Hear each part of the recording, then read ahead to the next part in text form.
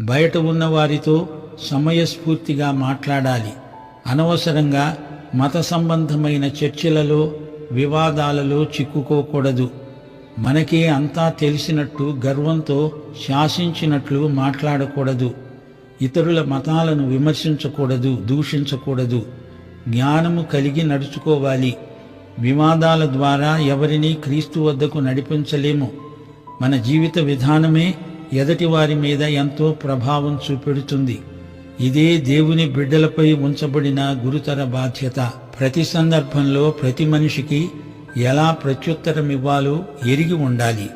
నీవు భక్తి గలవాడివే కావచ్చు, కాని నీ భక్తితో ఇరుగు పొరుగు వారిని విసికించడం మంచిది కాదు. కృపాసహితమైన సంభాషణ ఉప్పు లాంటిది. ఉప్పు తగుమాత్రం వేస్తేనే రుచి, లేకపోతే నీ వంటకమంతా ఉప్పు కషాయం